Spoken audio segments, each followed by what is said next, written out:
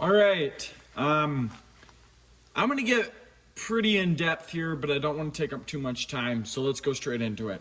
This is the platform we're building off of. Little sneak peek.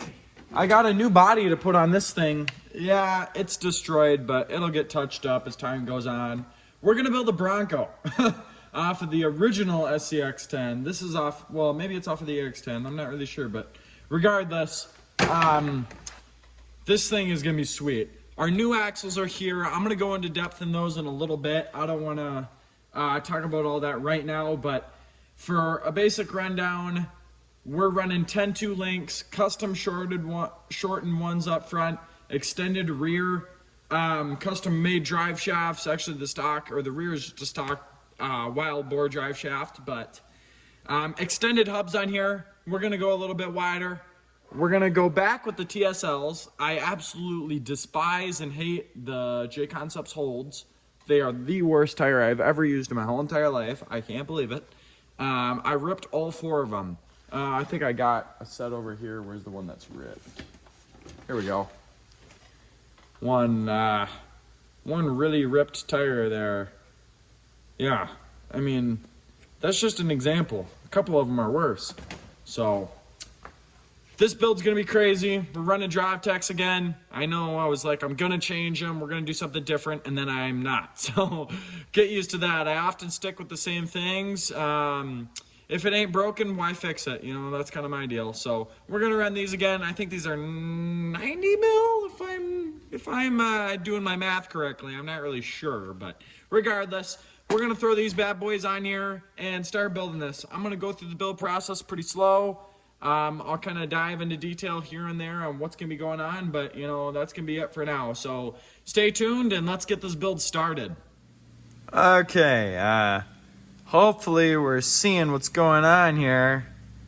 This is what's happening, alright? This is what's going on. If you would just take a look at that beautifousness going on here.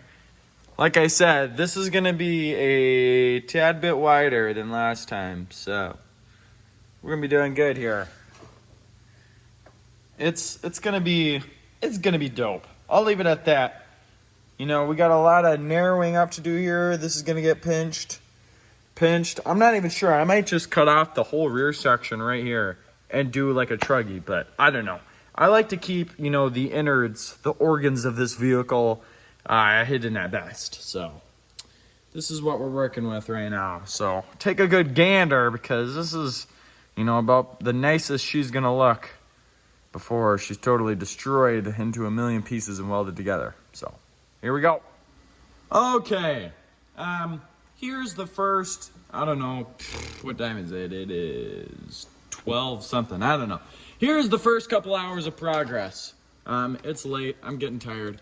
I ain't done yet, but for this day anyways.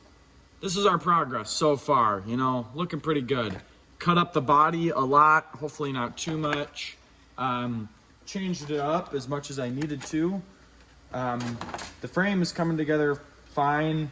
We got our sides bolted out here, as you can see, this upper rail working its way back. Everything's coming together pretty good. As you can see, well, tires are falling off, but you know, we got a full frame rail there, bolted on to the skid like so. You know, if you can see that, we got one here. Not doing anything in the middle. We'll hook it up in another place to the chassis, but it's getting there slowly but surely. And I think we're gonna have the hood opening and closing. Probably work a line from here out, and then just have this piece of plastic with some scoring in it, maybe a few hinges. I don't know how I designed that. Probably work my way in there with some polycarbonate, or maybe, you know, just some safety glue or whatnot, or even Gorilla Glue would work, but safety glue is nice because it's super flexible. So we'll see what we can work out there, and I'll keep you guys updated with the progress. All right. Figured I'd go into what I'm using for tools and kind of how it's done. This is the kind of B pillar or A pillar, whatever you want to call it, behind the driver's head. This is put in a vise. You know, this is a straight rod. Then, you know, it's bended to a 90-degree angle like this. And then we throw it in our triangle, just a carpenter's square, whatever it's called. throw it in there. Make sure it's at a 90, make sure everything's correct. As you can see on this side, coming in here from the bottom all the way to the top, got 5 inches. We come to this side, throw it in. Sorry, kind of hard to do this one-handed. 5 inches, boom, boom, good to go. We come over here to the buggy, set it down. We're looking at this, we're going, man, that looks pretty freaking solid right there. That looks, you know, that looks A-okay. So we plug it in, get our corners correct. There's our pillar. Each corner, we got first corner tight, back corner tight, looking good. That's how one of these pieces is done. Just for reference. Now we'll move on to getting that sucker welded in and kind of showing how I got my welder set up. Okay, over to our welder. We got 18.6 volts and 293 on our wire speed. Yes, this is MIG. I do got TIG, but I don't want to feel like setting it all up. I got the rod and whatnot down here for it, but I'm too lazy to go through all of that.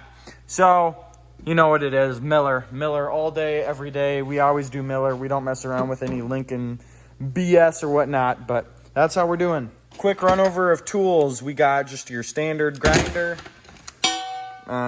torch, Burns-O-Matic, MAP gas. We got our belt sander, sorry. And yeah, that's basically all we're using for tools. Make sure you have your hearing protection and eye protection. You don't want to go blind. That's a big deal. So, and wear a mask. I mean, that depends on if you like breathing in all of that welding gas. Really good for your lungs. All right, everybody should know this. When it comes to cage building, you lose time pretty quick. But here's where we're sitting. Now this is curved, like it has an arch from here to here. This one's coming out, going big. It's kind of how we're going there. We got this pillar done. That's gonna fit into the body. And then we're gonna have something like this here fitting into the back. I'm not sure, I didn't really think this through. I don't know where it's gonna go, but it'll be something weird. But anyways, that's where we're sitting. We'll come back through it before too long and start again. And a real quick reminder to everyone, this is 475. This is 485. Imagine what the new Trappador is going to be. It's going to be, you know, up here somewhere, okay? That is going to be an extremely large tire. So, you know, you could be betting that that tire is going to be a good this much higher, maybe 4 or 5 millimeters. But we're going to run the Mickey Thompson on here for now until the Trappadors show up. They're still on back order, so, or pre-order, whatever. But, I mean, even to the TSL, I wish the TSL actually came bigger because it's such a great tire. But I haven't had much runtime on this one, so I want to give it another shot and see how it does compared to the other ones I've run. So, yeah. All right, this is where we're sitting currently. Like I said, when you get building, you get in the groove and you forget to take videos of things. That's just how it goes. But our ride height, let's talk about ride height here for a minute. That's about our ride height right there. You know, that's about just about 4 fingers. So I don't know, maybe 3 inches, somewhere in there. And this is fully bottomed out. And this is fully extended. So, I mean, we got plenty of ground clearance, and this thing's a crawler. It's not really a bouncer. I'm gonna try to drive it like a crawler. I'm not even sure, but it's getting there slowly but surely. You know, we got our fender, our fender guides there. I'm not sure if I'm gonna do one over the rear here yet. I haven't gotten that far, but it's looking good. Everything's coming together nicely. As you can see, this rod here was connected all the way across. I took that out so I could have room for my battery and whatnot. But, I mean, we got tons of clearance. I mean, there's room for a lot of stuff here. So, we're going to keep on going, though. Forgot to film this part, but here's kind of a rough idea of how she's looking. Okay, getting carried away once more. You're going to hear me saying that a lot. Cage is pretty much done. A lot of work, too much work. It's, what is it, 10:45 right now, something like that. I tilted the transmission down, as you can see. You know, it's kind of down like this.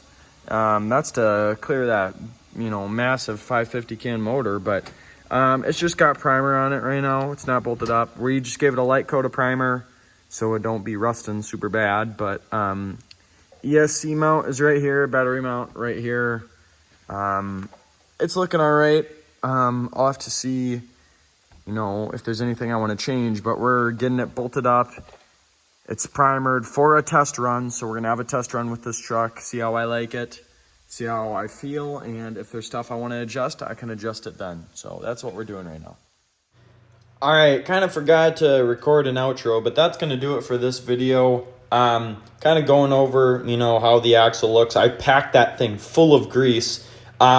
These are Amazon axles. I'm going to do a separate video that's fully in depth, but for as of right now, that's going to wrap this one up. And we'll get some running footage of this thing here shortly and then come back and finish it with paint. So thanks for watching. Peace.